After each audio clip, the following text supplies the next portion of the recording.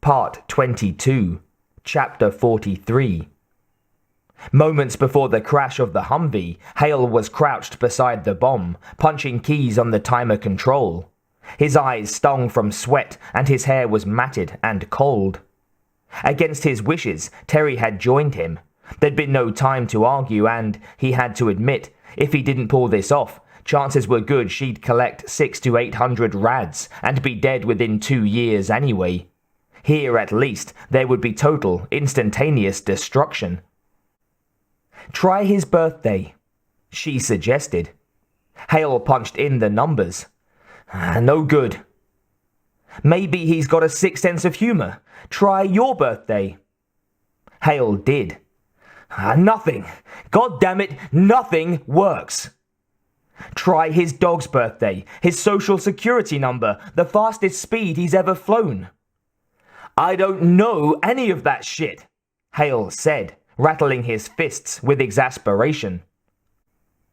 The external timer was tucked in a backpack beside the bomb, and the white numbers read 2 minutes, 3 seconds. Hale wished he knew more about these things. He wished that instead of boxing, he'd taken some of the courses that the Air Force had offered. Hale fired a look at Terry, then picked up his gun. Terry, we're out of options. I've got to use this. Shoot the bomb, she said, staring at the automatic. If you do, won't that... Yeah, Hale said. But we can't get out, and if we blow this one, it might take Deakins with us. Might? Hale shrugged. He could be clear by now. But there's a chance. Hale nodded. Then do it, she said. Do it quickly. Hale turned purposefully towards the timer. Stand back. The bullets might bounce. Like that matters? Terry asked. Hale said, You've got a point. We'll stand together, Terry said bravely. She knelt beside him and put her arms around his shoulders, her hands on his chest. Hale thought, what a piece of work is man.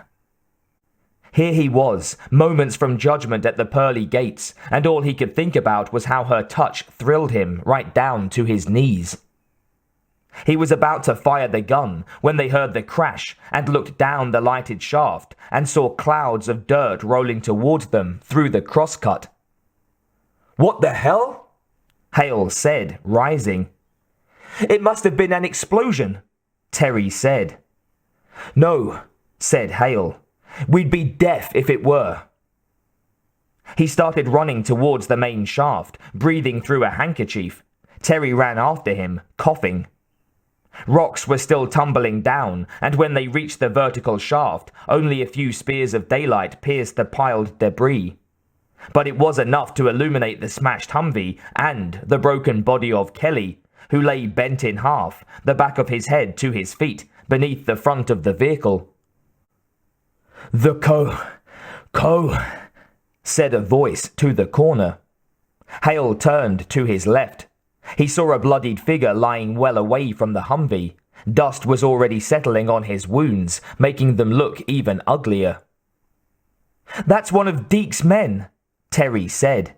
He must have jumped free. James Johnson shuddered violently as he tried to rise on an elbow. I know the code, he gasped. You know? Hale bent beside the shattered man. What is it? Quickly! Take me, he said. I want to do it. The back-stabbing mother. There was no time to argue. Swearing and scooping the man onto his shoulder, Hale ran through the crosscut, hoping the poor broken bastard didn't die before they got there. When they reached the bomb, Hale set Johnson down beside it and looked into his face. His eyes were shut, but he was still breathing. So was Hale, hard. There were 18 seconds left on the timer. Kneeling beside the man and cradling him in his arms, Hale took his hand and put it on the keypad. He stretched out the man's index finger, which was lit by the amber glow of the active light. Hale leaned closer to his ear. "Start pushing," he said. "Fast." Johnson smiled and opened his eyes. He pressed 0729977. "The only lottery number he ever won," the man explained, then hit enter. The clock stopped at 002, and the red deactivated light came on. The amber light winked off, as dead as the green detonate light. Terry laughed a nervous laugh. "I knew the code would be something infantile." Hale used the dusty handkerchief to wipe his mouth and brow. He looked into Johnson's eyes, set in that dirty face. They were misleadingly bright. "Thanks," Hale said. "What happened?" Johnson winced as he tried to lie back. Hale helped him. "Deke was pulling us up. Let the truck roll in. He gets his kicks in funny ways," Hale said. "You gotta watch that." Johnson nodded. "I should have known when he killed Pritchett. I should have known." "Is there anything you can tell us about his plan?" Hale asked. Johnson shook his head. "Everything was a need-to-know basis." "I understand," Hale said as he wiped some of the grime off Johnson's face. There was blood on his lips, and he touched the handkerchief to them. "Look, we're going to go, but as soon as we get out, I'll send help. I'm sorry I don't have any water or anything, but..." "It's okay," Johnson said. "Just leave me to contemplate my sins." Hale patted him on the cheek and rose. "You atoned for them. Just sit tight, okay?" "Okay," Johnson said. "Just one thing, though." Hale looked down at him benignly. "What's that?" "Hurry." Johnson cocked a thumb towards the backpack. "That's more than just a timer." Hale felt sick again. "What is it?" "A remote. When Deke's out of range, if it hasn't blown, he can blow it." "Oh my God," Terry said. Hale bent to pick Johnson up. "Come on." "No, man," Johnson said. "I'm drinking my own heart blood here. Just leave me." "I won't." "You will." Johnson slipped his automatic from its holster, aimed it at Terry. "Ain't that I love you, but you're the only ones who can kick his nuts." "Let's go," Terry said, tugging Hale's arm. Reluctantly, Hale backed off. "You hear?" Johnson said. "I want 'em kicked bad." "I hear," Hale said as they started down the tunnel. They were moving away from the main shaft. The lights stopped as they entered areas that had never been wired, and soon Hale and Terry were once again running by the fading yellow glow of the flashlight. She was a pace ahead of him. Both of them wheezed as the air thinned. "Would you mind telling me how far away this river of yours is?" Hale asked. "I'm not sure," she admitted. "Are we talking yards or miles?" "I don't know," she said. "Now be quiet. I'm listening." Hale shut up, though he kept his mouth open to suck down air. His legs ached, especially around the thighs. He was a pilot, not a runner. He was accustomed to sitting on his butt in a nice, comfortable seat, not running marathons. Then he felt a faint rumbling, the cavern floor vibrating like the seats at a rock concert, and he heard what sounded like blood rushing through his ears, only it wasn't blood. Finally, they came to another vertical shaft. As they stood beside it, the roar was nearly deafening. Terry was breathing heavily. "This is it!" she yelled. "The underground river!" Hale peered into the darkness. "How far down is it?" "I don't know," Terry admitted. "Where does it go?" "I don't know that either," she said. "It could honeycomb the substrata for miles, or it could end in an underground lake somewhere." "I've heard about those," Hale said. "They're dark and still, and there may even be dinosaurs down there, because the lakes haven't seen daylight since 1 million BC. Terry nodded. "It could be dangerous. Would you rather go back and try and dig our way out of the mine shaft?" Hale said, "I'm for facing the dinos." Terry tucked her flashlight into her belt and smiled. "Me too. I suggest we hold hands so we don't get separated." Hale agreed. Holding his automatic tightly in his left hand, he folded her slender fingers in his right. He felt the thrill again and wondered if she were experiencing a similar excitement, or if that sweaty palm of hers was just plain terror. "Count of 3, he said, smiling in spite of everything. He felt good that he'd managed to survive since the last time they'd heard those words. "On 3, Sundance," she agreed. 1, 2, 3! They leaped together, but their hands came apart the instant they struck the icy, churning water. Hale was totally disorientated as the turbulent river swept him through the blackest black he'd ever experienced, the current pulling him under and then popping him back up, wavelets sloshing down his throat and making it impossible for him to call out to Terry. He moaned as something hard and sharp thudded against his temple, then again as another knife-like object struck the back of his head. And suddenly it was a struggle to stay afloat and awake, and he gurgled as he fell face forward.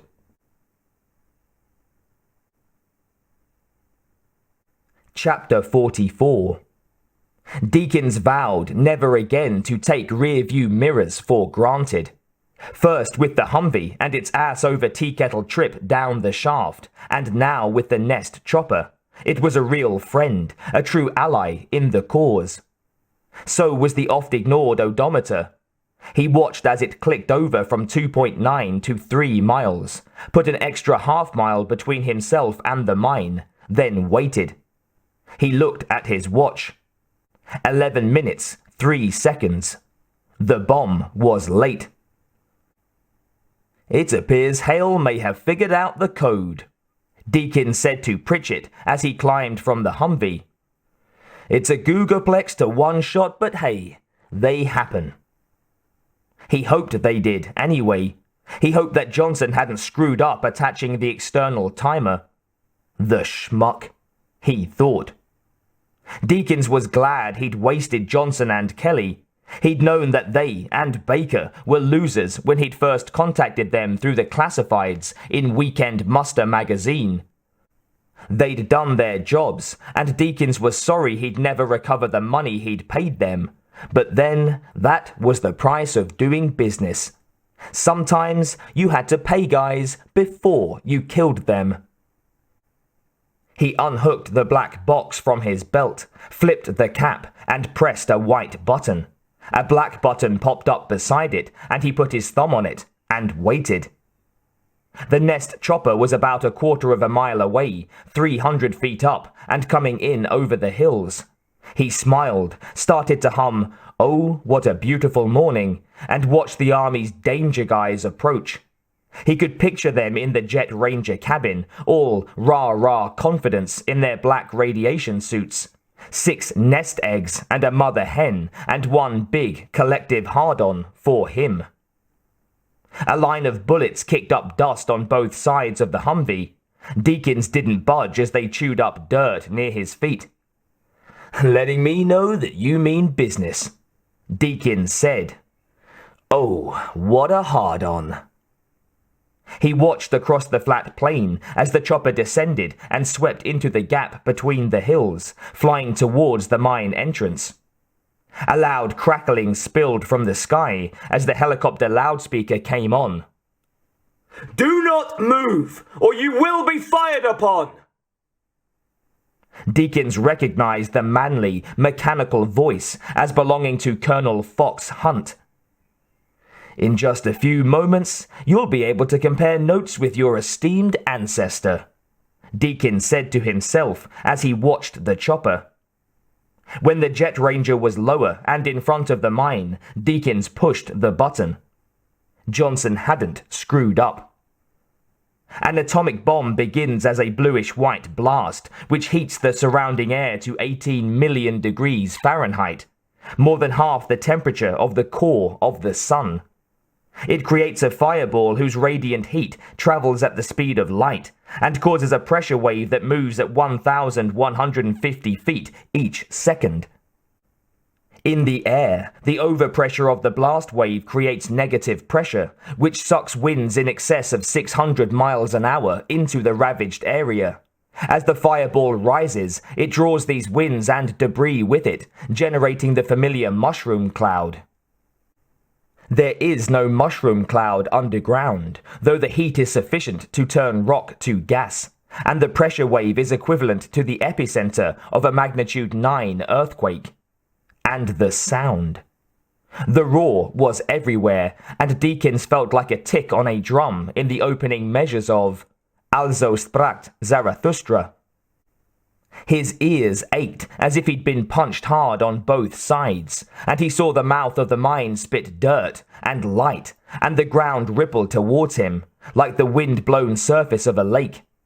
When it reached him, he was hurled, along with the Humvee, nearly 3 feet in the air.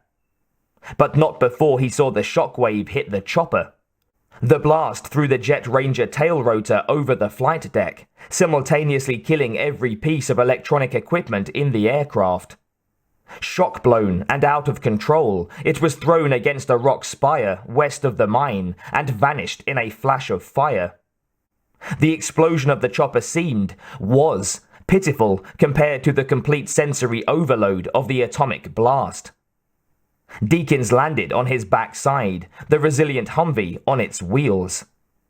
He sat there and watched, as if they were July 4th fireworks, the chopper and its go-get-'em crew burn amid the scrub, and the main entrance belch out the last of its smoke and Nova-white fire.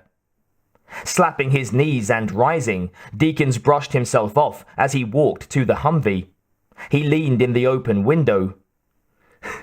"At least I know they work," he said to the ambivalent corpse. Deakins stepped back, stretched, slapped the sturdy vehicle on the roof, then climbed in. He started up the Humvee and then leaned to the right, towards Pritchett. "You see, Mr. Pritchett, as I've said from the start, there really is nothing to worry about. Not unless you're the US government. Because right about now, they should be crapping melons over at McMurran.